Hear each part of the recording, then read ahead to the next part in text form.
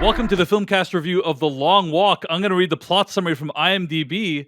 A group of teenage boys compete in an annual contest known as The Long Walk, where they must maintain a certain walking speed or get shot, end quote. Devindra Hardwar, I think you're one of the biggest Francis Lawrence fans on this podcast. Oh, yeah. You've been rooting for a reevaluation of Constantine this whole time, and which we did, and we liked. It was great. It was great to talk about that movie again on the After Dark. Obviously, I Am Legend. Really, the great Hunger movie. Games movies. Hunger Games movies. All right. So, Devindra Hardwar. All that said, what did you think of Francis Lawrence taking on a Stephen King novel in The Long Walk? I think this is one of the best Stephen King adaptations of all time. I think this movie is incredible. I've not read the book, but I kind of get the gist of it. And just the trailer for this thing was so evocative. It also felt like something that Francis Lawrence would kind of get a handle on, because his Hunger Games movies, say what you will about the quality of the books and like the source material and everything, I like those books. He certainly got the energy of young people trying to exist and resist in a fascist state, essentially. And this is a very similar thing in so many ways. So yeah, I mean, I think this movie, it's not a really showy directorial thing, but it does lean into like some great performances. Cooper Hoffman's great. David Johnson, who we saw in Alien Romulus, who is from industry. I love him as an actor. This is like star making material for him here. I hope he has a very long career. I like the concept. I love the setup. It feels a little bit like Battle Royale in terms of like how they sketch out how wider society exists and why this weird thing is happening.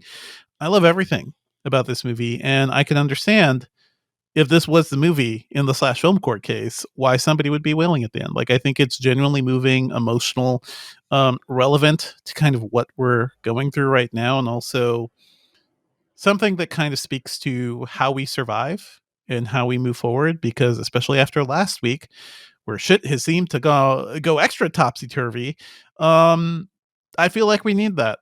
I feel like we need to really center on the things that will help us get forward, especially, while trying to exist in a fascist society, which we effectively do now, at least in America and a lot of other countries around the world. So I found this movie to be fascinating, timely, well executed. Do want to point out, the script was written by J.T. Molnar, who did that movie Strange Darling that we talked about a couple of years ago.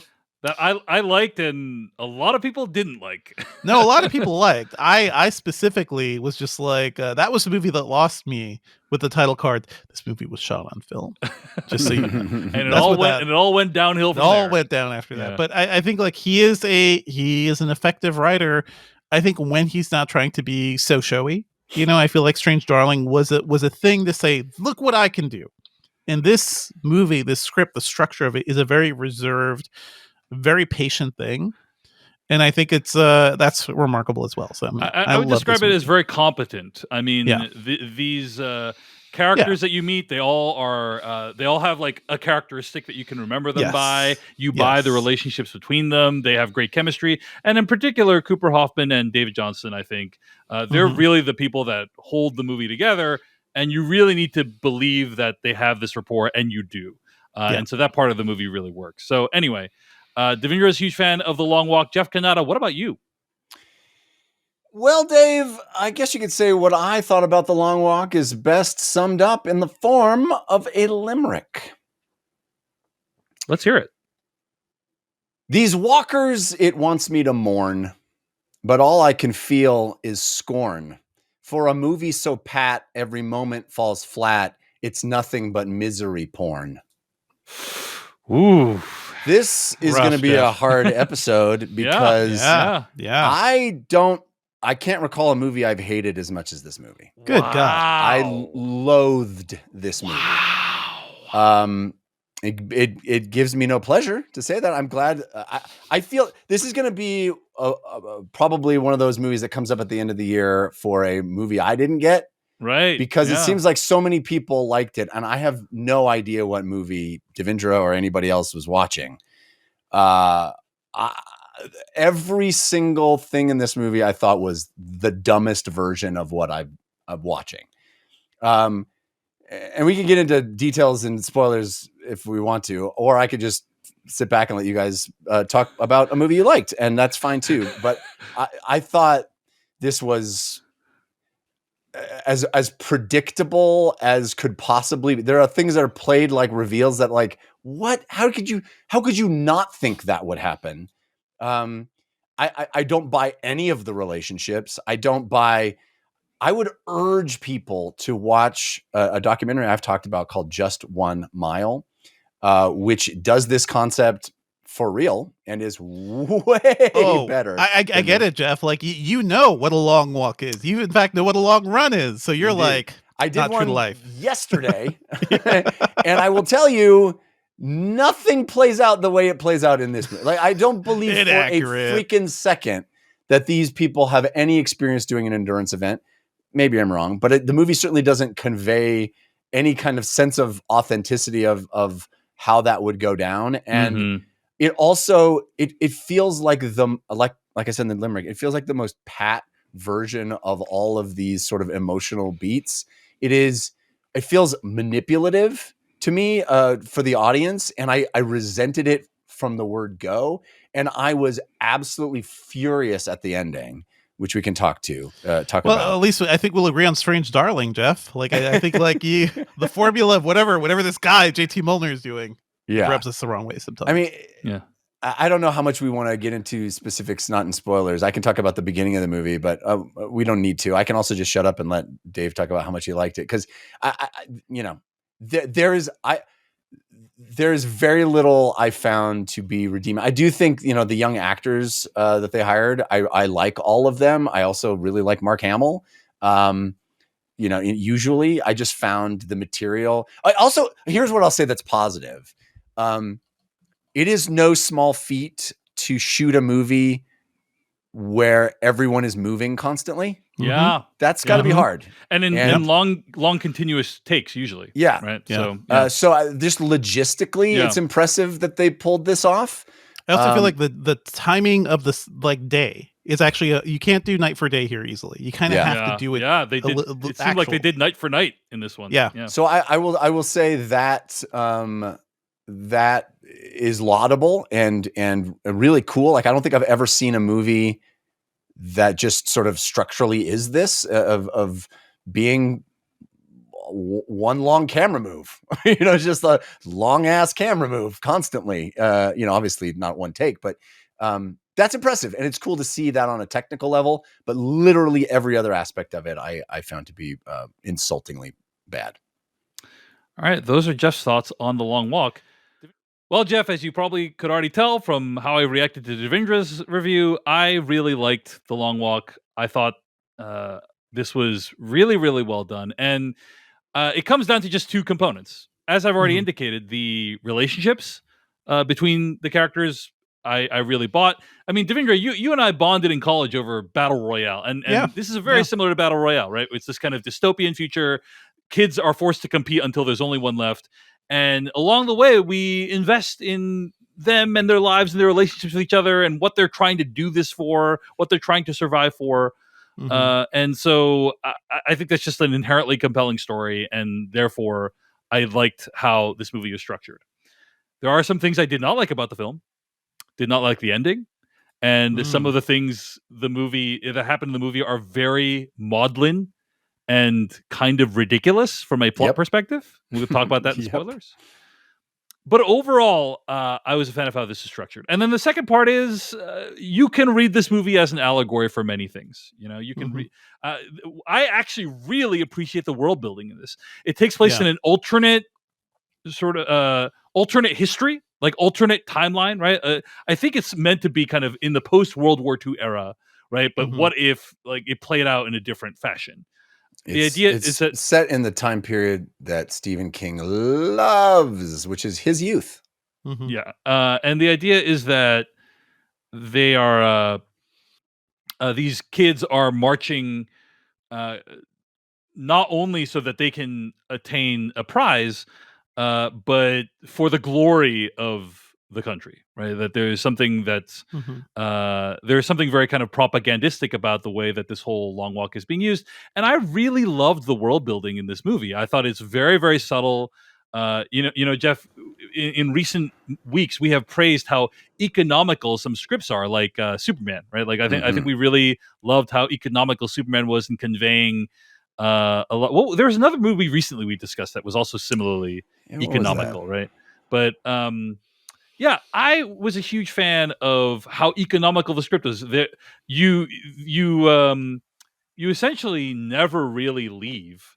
Maybe it was weapons, Jeff. By the way, might have been weapons. Might have been weapons. Is what we're talking about. But maybe, but you never really like leave this group of kids. Like you never really, it never really cuts to an outside perspective. And yet, despite that, through just the conversation between them, we have an understanding of what the rules of this game are, how it's been played in the past, what its function is in our society. And I just found that all to be really, really effective. But in my opinion, and I know people read this differently, like it's an allegory for American capitalism and how we exist in a system that's ostensibly voluntary, but that grinds you to dust and dangles this carrot of your wildest dreams and making a lot of money, but in the process grinds you to dust. And I just think that's a really relevant fable for our current era. So I was a huge fan of The Long Walk. I'm sorry you didn't like it, Jeff. But we can talk a little bit about some of the stuff that didn't work in the spoilers. Anything else we want to mention before we get there, though? I think I also found it to be very unpleasant most of the time. Like the things you see are just like there's lots of graphic pooping and lots of graphic violence. They explain, one of the questions you might have, you gotta poop, watching this movie is how are they going to handle their bodily functions? And it seems like a legitimate question. They do address it, which I was grateful for. But yes, that's called verisimilitude, Jeff. Yeah. Yeah. Sorry, you don't value authenticity in your movies, Jeff. Jesus. The other thing is that like many of the deaths are shown in extremely graphic fashion. Yeah. Not all of them, but many of them you see. There's one right before the title card that's just like, wait, hold on. This is the movie you're in. Yeah. And graphic gore. And I do I appreciate it. I appreciate it because I think that I'll just say in general we are able to see and experience things in movies that we can't in real life. In general, not probably not in the last week, but in general we can see and experience things in movies that we can't in real life. And confronting us with this brutality is worthwhile because there is something about, I think, the American experiment that doesn't care if people die, and that's valuable to be confronted with, in my opinion. So, anyway, some thoughts on The Long Walk. I want to point out maybe it feels like Judy Greer was cast here almost as a joke because it's very much the thing we make fun of. Anytime Judy Greer is cast, she's always like forlorn mother, like she's always like bereft mother about something going wrong, who's not in the movie very long, but she leaves an impact. So again, Judy Greer did the job. She's good. All right, folks, let's do a few spoilers for The Long Walk starting right now. I gotta say that the Mark Hamill performance didn't really work for me, and this is weird, but it didn't work for me because of the outfit. I'm just because the outfit just felt very silly to me. It felt like ill-fitting. I think that's part of the point. Like in terms of like fascist iconography, it's just he's a small man, but he looks tough because he's wearing a big general's outfit. But it just ended up. I think you're right, Devindra, that there's something to that idea of it. Maybe they're trying. Maybe it's supposed to look silly, but as a result, I couldn't take him very seriously, and I think you're supposed to. Also, I guess he's the guy that goes around executing people for thought crimes. They don't have a lower level people do that work. It's got to be the major. But I think the biggest thing that was pretty ridiculous was at the end. They're like, "This guy is the major's son." That was one twist too many, and obvious, fucking obvious from the word go. The moment he goes, "Good luck, son," I'm like, well, there's his. It has no bearing. It has no bearing on the movie. Right. That's right. It's just like it's a thing that happens. So that's how this whole fucking dumbass movie is. Okay, sorry. But it's I like, really hated it. Did you like this movie? Tell us about like why this isn't just like you did not enjoy it, Jeff. This is you actively hated it. It was an insult. Like it believes it is being so profound, and it felt to me, and I, all due respect to you guys who got something out of it, and I'm glad you did. It felt to me like it had absolutely nothing to say. It just. At no point did I believe any second of this movie. And I think the only retort is, well, it's a metaphor, so it doesn't have to actually make sense because it's a metaphor. It's like, well, it's the most obvious fucking metaphor I could possibly imagine. It doesn't reveal anything to me because it is so pat and so there's no nuance. There's no insight. It is just making the metaphor literal. And it's what is the metaphor in your opinion, by the way, just so we're clear? Oh, what you said. We have to keep going until we die. And there's this promise of something at the end. But like, there's no universe where everybody would sign up for this. Oh, because it's a metaphor that we all do actually sign up for it. Yeah, but I don't think they're actually in the universe of this movie. It's clear that they are forced to involuntarily. They're basically being forced to do it, Jeff. No, that's not what they said. They said we all sign up for this. We all want to do it. We all sign up for the lottery. They don't know anybody who has not signed up. Yeah, they don't know anybody who has not signed up for it. And it gets them thinking about the fact that wait, why does everybody sign up for this? So that's weird. I think it is clear in the film that they are compelled to do it. Yes. So, but okay, put aside that fact, right? Well, but doesn't he constantly have the option to not do it? His mom is like, you just don't have to do it. Why are you doing it? Well, they think so, but it turns out, as we see at the end, the rules mean fuck all to the people in charge. You think there are rules. You think like there are things like who knows why what do would the happen. rules mean fuck all? He literally follows the rule of giving him the gun at the end, which is the dumbest fucking thing I've ever seen in my life. I mean, they kill the Cooper Hoffman kid for no reason. He didn't hit all his. They killed him because he was pissed off that he started that whole chant. Essentially, the way you do this movie, in my opinion, again. I don't want to be I'm not trying to be the party pooper here, but the way you do this movie, and honestly, Hunger Games got this right. I'm not a fan of Hunger Games, but they got this right. Is if you are going into a thing where you know up front that the rules are everyone dies but the winner, you don't start off by going, I just want to make some friends along the way. No. You go in going, I have to look out for number one. You think, sure. You know how cutthroat people are on Survivor? Can you imagine how they would be if everyone else died but the winner? This movie is so stupid in that they're like, hey, let's just all be friends and let's help each other up when we fall down. Like, no, what would happen is what I think a more competent narrative would convey, and again, they do this in Hunger Games, is we all think we're looking out for number one because that's the only way to do this, but along the way we realize, oh my God, there's some inherent humanity that we need to find and capture, and there's camaraderie that is discovered, instead of literally the first moment of the thing is, hey, does everybody want to be friends? Do we all want to be the Three Musketeers?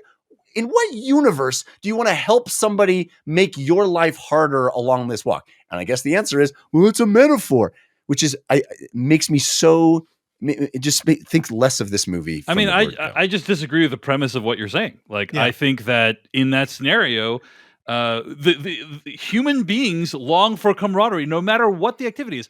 I've been in massive poker tournaments. The idea of a poker tournament is you start out with 10,000 players, and at the end, one lives, right? One makes it to the end. People are still befriending each other. Sometimes they're befriending each other for their own purposes, sometimes they're like doing so in order to be manipulative later. But like people, the point being, none of that exists in the movie. My point is people long for connection, and it's not out of the realm of possibility for me that people at this age who aren't as hardened by the world as you, Jeff, and cunning in this environment might be like, hey, we're all like, most of us are going to die, we might as well like enjoy it along the way. That feels very plausible to me. The difference with Hunger Games is the Hunger Games, that game forces the kids to kill each other. That's what you were signing up for, you know. And in this one, it's state violence. Yeah, we're all trying to get there. Yes, but we're not like, not too many people are actively like trying to shove the others off the road or anything like it. Yes, it is all or nothing, really, but it also seems like we're all just trying to survive and get there. It might not be how I handled it, Jeff. I agree with you, but like, it's the way it's shown in the movie is not at all plausible to me. So my defense of this is not it's a metaphor. My defense is no, it's actually plausible as depicted in the film. Like, that is how I feel about it. I don't think I'm not leaning back on it's a metaphor. I think the idea that everybody that signed up for this wouldn't be constantly thinking only one of us gets to live and would be acting accordingly feels implausible to me.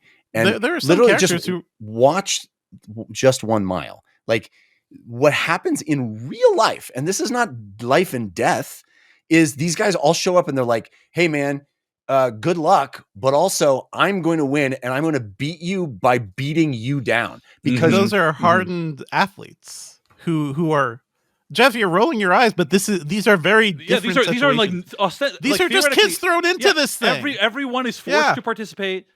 Like, they all know that they all know what it takes. They all want to do this. They've all decided to do it. A lot of them don't want to do it, and they all want to win. What is conveyed in the movie is that they have ambition to win, and the other thing that is whatever. I actually think there's a fundamental misunderstanding, Jeff, of all the kids are required to participate. It is the illusion of voluntary participation, right? Everyone is quote unquote required, but they are not unaware of what the requirements are to do That's it. True. You don't wake up one day and you're not pulled out of your house and thrust into the long walk. There is a structure. They understand what the rules of the game are. They understand what the rules are and what they have to do. They all are steeped in history of how this has worked. Yes. They all understand. The one guy's like, here's a good strategy, here's a bad strategy. None of them are these spring summer children who are like, what is this magical fun time? It is plausible, Jeff, that they don't fully know the level of the violence going on there. Like, what at one point, one of them imagined, like, I thought I had imagined maybe the major would pull out a gun and it would just be like, it would just say bang. But this stuff is getting televised. And we don't. There's no evidence of that at any point in the movie. Well, that is what they're saying. I think what is true though is that and we don't know if the deaths are televised, right? Like, yes, we don't know how the we don't know violence anything. is televised. Right. But there's no evidence of that. There's somebody offhandedly mentions that it's for an audience, but there are cameras, Jeff. But the fact that Devindra, like Devindra's point was like, one of the guys thought, the gun would just say bang. Is like, maybe in his mind the government doesn't actually kill these people. Like, maybe they just one person they say they kill, but it's like a metaphor and they're not actually killing. So.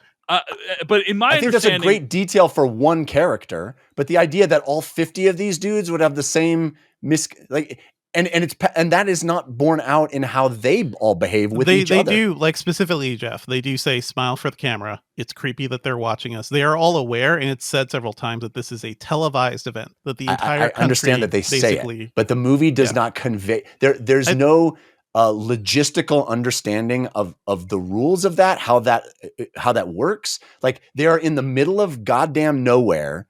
There's no.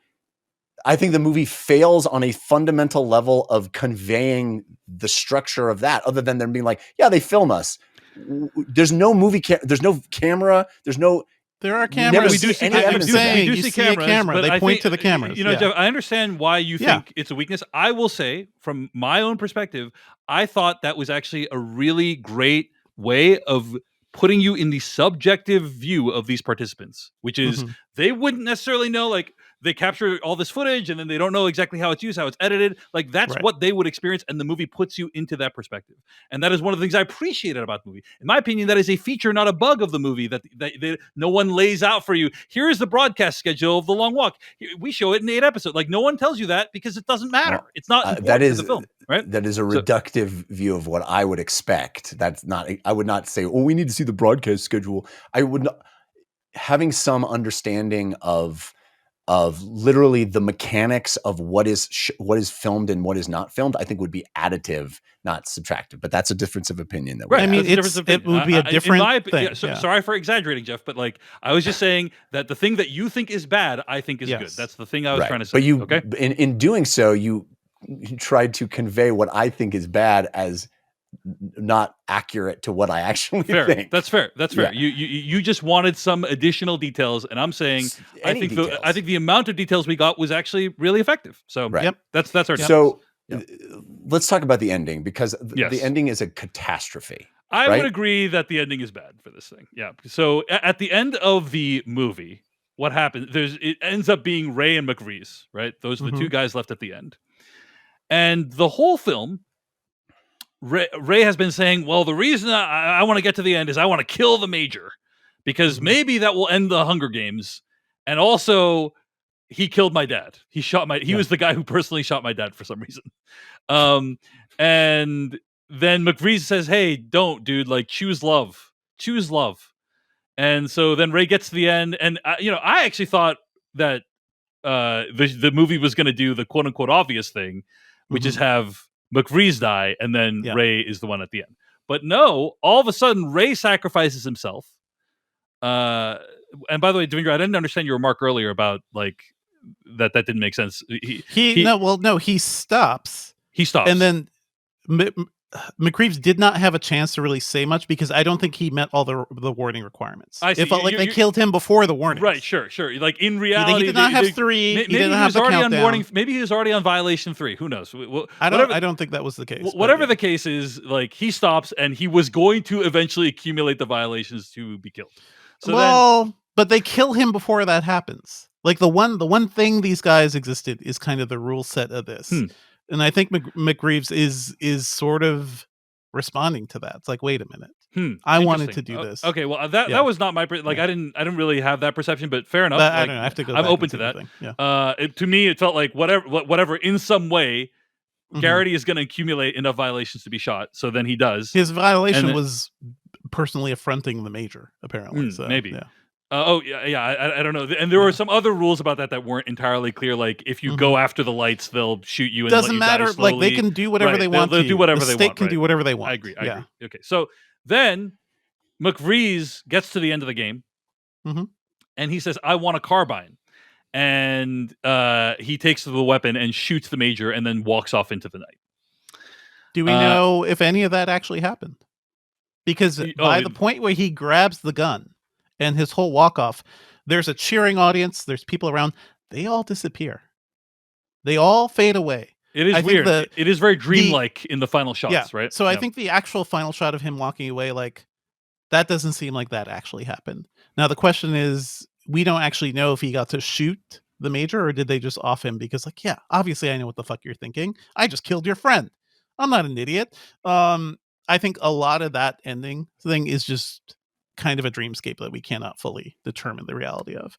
Interesting. Well, I was disappointed. I would not take it literally. I was disappointed by the ending just because it's so.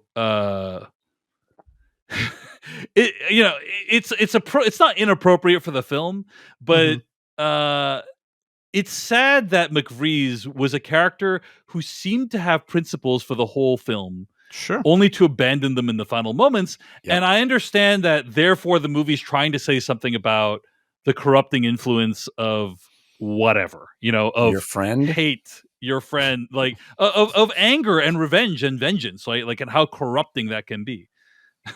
Jeff, none of this is resonating with you. That's fine. Could not have hated him more, obviously. Yeah. Tell me, like what your reaction was to that ending. I mean, I think you summed up an aspect of it, which is like, first of all,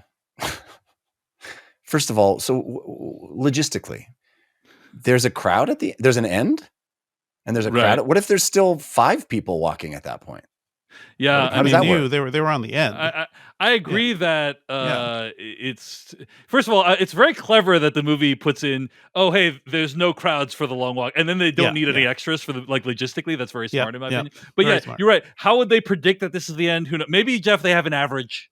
And they're like, sure, they have an average, but there was 2 guys at the end. Right. If they didn't sacrifice themselves, they just walk into the crowd, and now what? We keep walking. Right. The crowd. Sorry, guys, this wasn't the actual. People show up for parades. People show up for parades. They only watch a small port. They show up at a parade and they watch it go by, and then it's over. That's not what was conveyed in this movie. What was conveyed is this is the end celebration. Yeah, fair. Like we've run a marathon. I agree that logistically there's some weirdness about how the crowd could be there the whole time. Okay, putting that aside, what else? What do you think about the message? To me, it's consistent with the entire movie's sloppiness in regard to its own fiction. Okay, take that away. I hated the fact that like I'm going to give myself up for you. No, I'm going to give up myself for you. It's again a sloppy, lazy, and I think redundant kind of way to pull that off.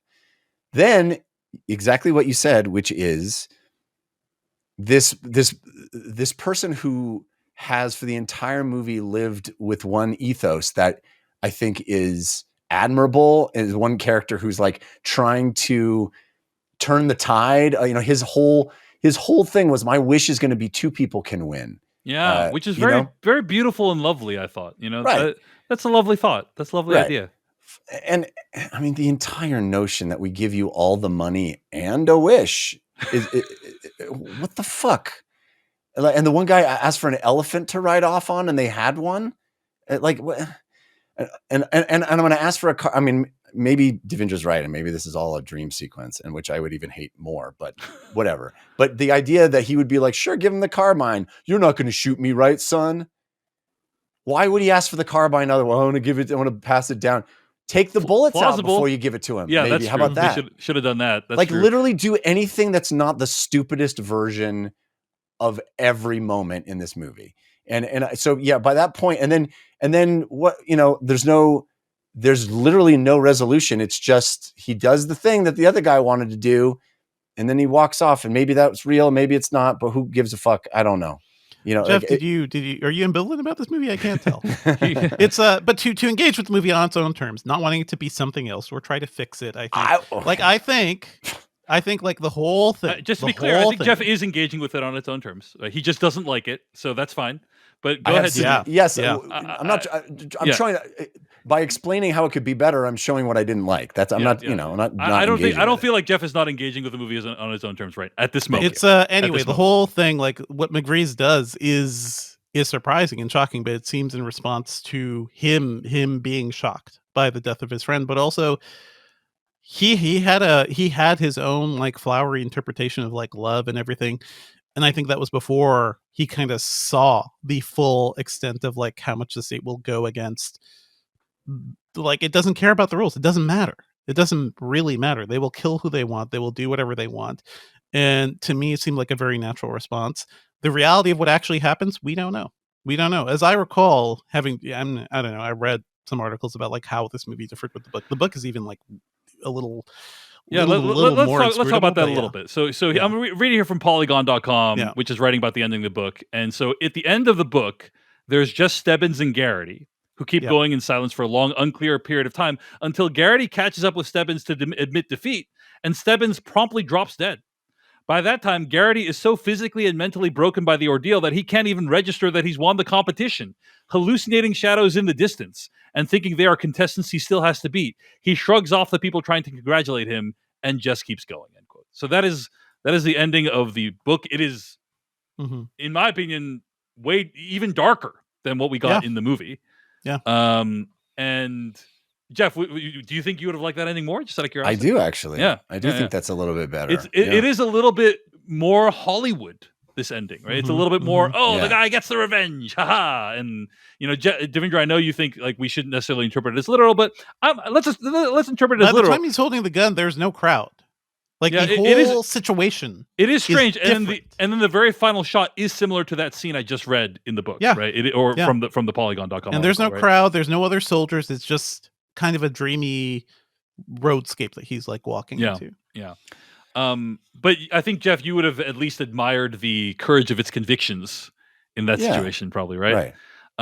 Whereas this is kind of like, I mean, in some ways, this ending is also really dark, right? Is that It is. that this pure soul who just wants the best for his friend and doesn't care about the rules of the game and wants to change the rules of the game to benefit more people can be corrupted by this process, right? That is kind of what this movie is saying. And in some ways that is also extremely dark. But so they're both dark endings. They're both dark endings. They're both pretty dark. I'm sorry, Jeff. You know, like I sense what you find you take issue with it in this movie is probably what I would describe as narrative shoddiness. To me, there are a handful of things that are weird or strange, like holes that the movie could plug. But overall, I found the shoddiness to be, or what you describe as shoddiness, to be just incomplete information that the characters are given, and to be like a completely plausible way of how those characters would exist in that environment. But you know, not all I movies wish I work had seen the movie you guys saw. Yeah. I really, you know, I'm always rooting for movies to work, and I'm glad you guys liked this one. And it seems like a lot of people share that sentiment. I am, you know, baffled by it, but you know, I'm always rooting for movies to be good. I just, in this one, I think there is a part of me that appreciates a movie like this that shows how brutal America can be, and it shows it in unflinching fashion. And so that's just the part that speaks to me, you know, and I can't speak for anyone else, but that for me, that's what really worked about this movie. So anyway, at the end of the day, despite everything we've just said, it is really impressive that Francis Lawrence made a movie. Thank you so much for watching this video of the Filmcast. Check out these other videos that we have available, and be sure to hit like, subscribe, and hit that bell icon to get other videos from us in the future. You can also go to thefilmcast.com to catch all of our audio podcast versions of all of our episodes. And support this podcast at patreon.com/filmpodcast, where you can sign up for ad-free episodes and exclusive After Darks. Thanks so much to everyone who makes the Filmcast possible.